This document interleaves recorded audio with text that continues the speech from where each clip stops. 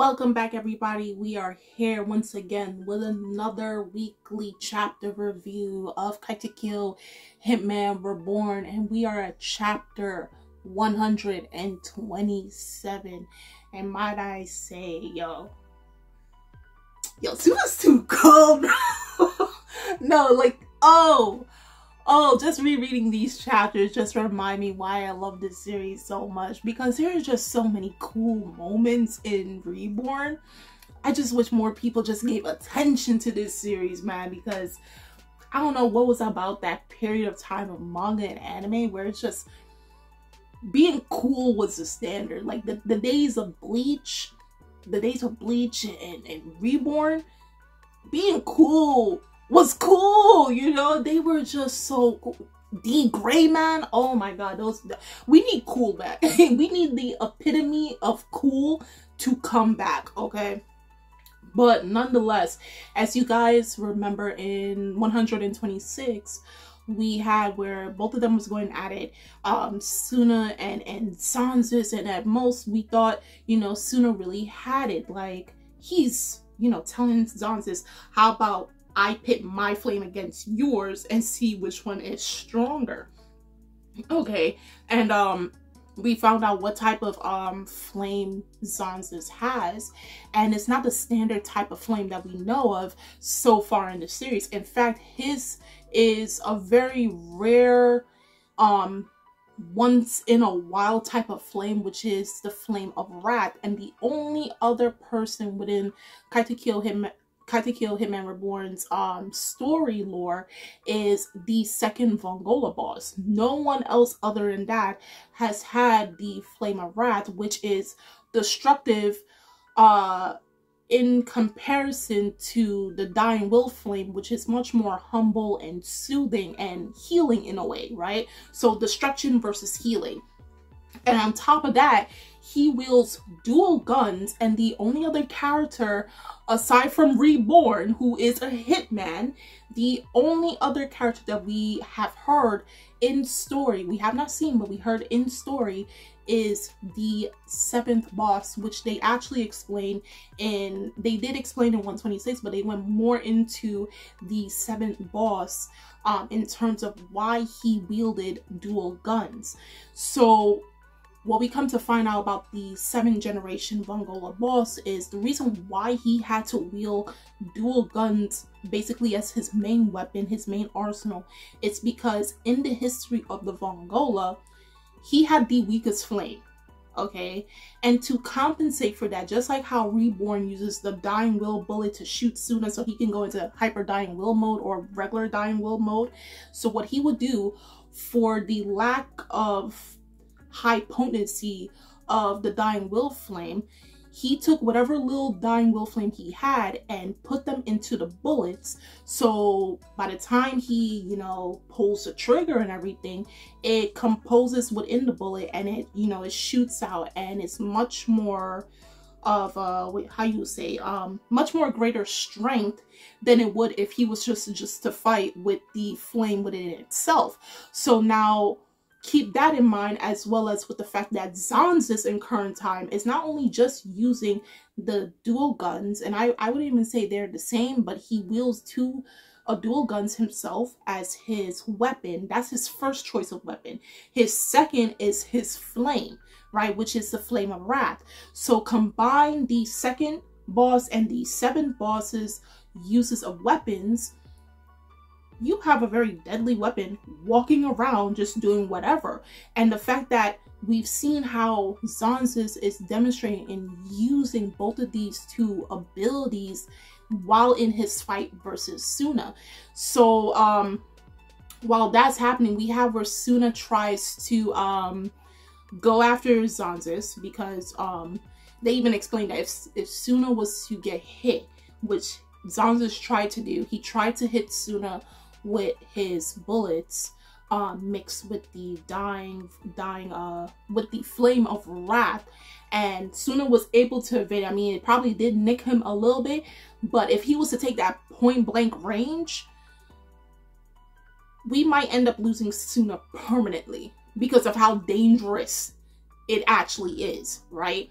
So, and in the history of the Vongola history, of course, the 7th is most famous because of how strong his bullets actually are, despite his lack of dying will flames, right? So again, combine the flame of wrath, okay, destruction mixed with these bullets fits Zanzis to the T when we take in his characterization and everything about him, right? He's very rough around the edges, very destructive. He's willing to even throw away his own guardians to achieve his own goals, and he will quite literally destroy anyone within his path. So it's very fitting that he had the 2 strongest abilities within Vongola's history at his own disposal, right? So we see where Suna tries to go after Zanzis in top speed, and I have not really, I mean, probably has been in anime and manga, it's just nothing is really coming to mind currently right now while I'm speaking. But this is probably the first time I've seen, when I used to read this the first time around for Reborn, Zanzis used the guns to propel himself. Okay, he pulled the trigger, blasted himself up, escaping when Suna's trying to, you know, come and punch him, and he's maneuvering. Of course, you can't really tell when you're reading the manga, obviously, because it's just drawings, art on paper, uploaded and everything. But if you watch the anime version, it depicts it a whole lot better. You can see how Zanzis is literally moving, maneuvering around the air and everything, simply by just shooting his guns. Okay, because when he shoots a gun, you see like a large ray of like the flames coming out with the bullet in the middle somewhere, right?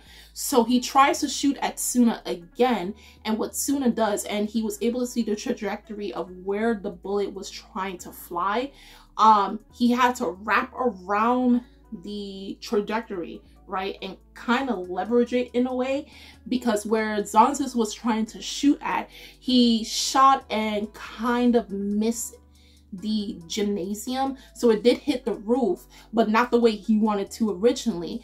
And inside the gymnasium is where Chrome and Mammon are located. Remember, the Guardians, all of them now have poison in their bodies, and they have to fight to the death while trying to, you know, survive with the poison and get their rings, their respective rings from those towers, right? Because by getting those rings and they put it into the stopwatches that they have on their wrists, it administers the antidote, right? So luckily Suna was able to push the trajectory of the bullet away from damaging the building worse than is, okay? And the thing is, we have where Zanzis is again mocking Suna, right? He's talking about like, wow, you trying to save, you know, you're fighting me, but you're so focused on trying to save them. What do you hope to gain from doing that? And this is where it comes into the ideology versus Suna versus Zanzis, because Zanzis is not afraid of using and disposing people at his whim, his will, to gain or achieve higher heights, right? So even those closest to him will feel the burn from him, okay? He is willing to sacrifice. If it means that they get caught in the crossfire, his own guardians, and dying, so be it. And it's such a complete contrast to Suna, who one is trying to save his guardians, save his teammates, right, from immediate death, because again, at the end of the day, they only have 30 minutes. And to get these rings to administer the antidote. So while Zanzis on one hand says, yo, they can die, I don't care, as long as I get this ring. Who cares? I can get more guardians after this. Versus Suna, who is trying to save. It clearly shows you the complete difference between their own ideologies and just who they are as characters, right? And the scariest part about it is that despite knowing that their own boss will throw them under the bus, who doesn't really care about their well-being, they still say, if you save me, please save me, boss. If you do, I will follow you to the ends of the earth. I'll give you half of my fortune. I still care about you, so on and so forth. So it's just very, it's scary. It looks like Stockholm syndrome and all that stuff. Like as much as these men follow Zanzi's, look, they are scared of this man. Like, they are, I mean, look at Mammon. Mammon ran away because he knew what would happen when it came to his fight versus Chrome / Mukuro, like 10 chapters or so ago. He was this close to just completely giving up being in the mafia, being with the Varia, because he knew what was coming. They're actually all just afraid of Zanzi. Like, yes, they're loyal, but is that loyalty out of your own reasons, or is it loyalty because you're actually scared of this individual? Like, you know what this individual will do to you. Those are the questions to be asked. So while they're saying that, and Suna's watching and everything, we have where Zanzis, he shot at the towers. It was both the Storm and the Cloud towers, and he managed to knock them over. No, Storm and Lightning towers. And so both Leviton and Belle were able to get the rings and administer to themselves the antidote. Now we have where everybody else is frightened, because now the fact that at least 2 of the Guardians from the Varia side has the antidote, they're now going to go run and try to eliminate Suna's side of the playing field, which would actually mess up Suna mentally, because while he's trying to focus on Zanzis again, he's worrying about all their safety, because none of them can really actually get up. So before any of that can really happen, we see where Belle went to go look for Yamamoto, right? And, you know, he was going to do something to Yamamoto. Then he ducks. He ducks, and then you see in a panel something fly up. Okay, you don't know exactly what it is. And he's like, oh, the person that came into the panel is Hibari, right? And he's looking at Belle. It's like, oh, so you're the so-called genius of the Varia.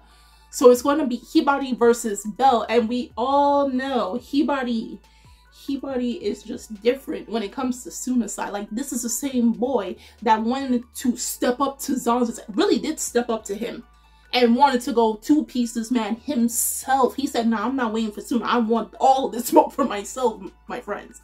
Okay, and that was like a couple of chapters ago. So now he's going to first face off against Belle. And everybody's surprised about, like, how is it possible that he has gotten up?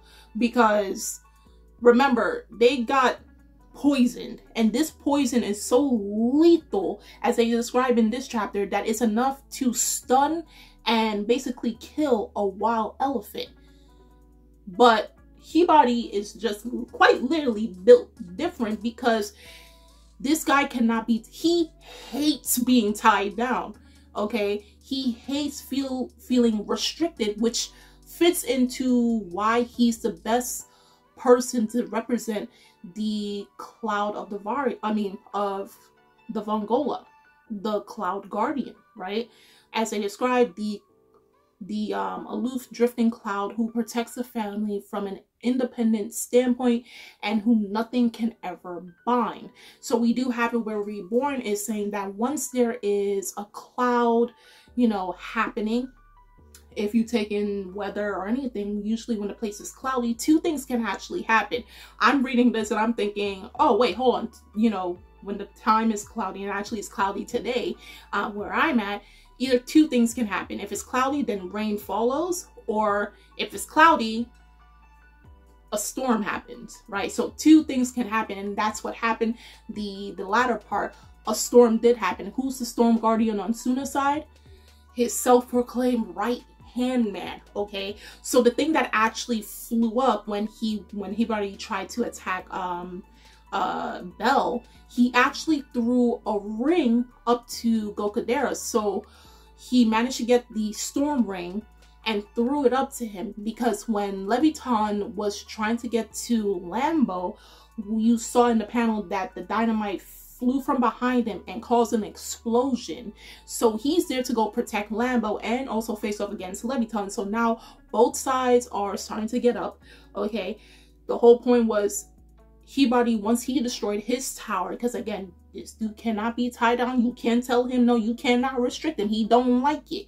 He basically busted down his own tower, went to go bust down Gokudera's, and then give him the ring so both of them can start facing off against everybody else. And then we have where, like, you know, Zanzis is just like, you know, you guys are really scumbags. You guys are annoying. You guys really don't know your place. And then Suna, with all of the audacity, as he should, ending the chapter off with said, oi, oi, concentrate on your battle with me. Chapter done. I will say this as many times as possible, but when I say Suna is too cool, and he cold with it too, like the things that comes out of Suna's mouth, you will wonder, this can't be the same guy. No, it's only, he's always like this, but it shows itself up more when he is in hyper dying will mode. It's not to say it's completely two different personalities as some people like to assume. No, this is always Suna, but this is just more so bringing up his more the dormancy in him of what his capabilities and his abilities are, okay? So this side of him has always been there. The hyperdying will mode just calms him down from his ever anxiety induced regular lifestyle, okay? He's more calm, he's more focused, more concentrated, okay? So like a lot of, you know, Suna's backhand comments, his more like sassiness and all that stuff, and Suna does say some things like underhanded, like behind your back type stuff sometimes in the series when he's not in hyperdying will mode. But then when he gets into hyperdying will mode, he starts talking smack when needed to. So it's just like, it's not a different personality. This is who Suna truly is. If he's calm and concentrated, you're going to get this from Suna, okay? So everything you see Suna does, whether in hyperdying will mode or not, that's Suna in total, okay? And so he had to end off the chapter telling Zanzis, don't go paying attention to everything else, focus on me. And I think this also was a reassurance, nothing, but I know this was more of a reassurance for Suna because he got worried.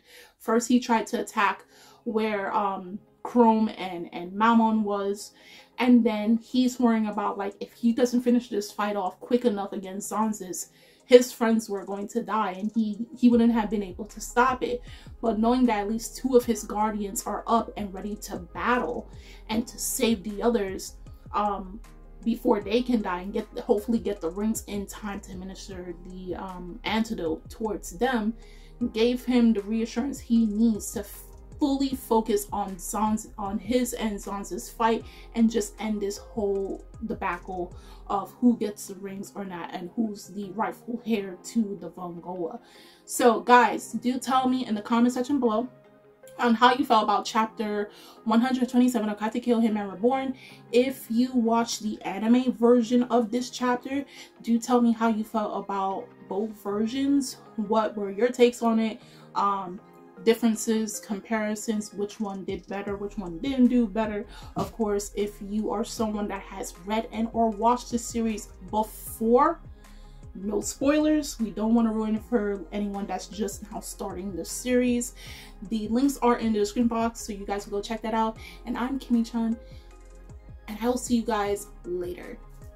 Bye.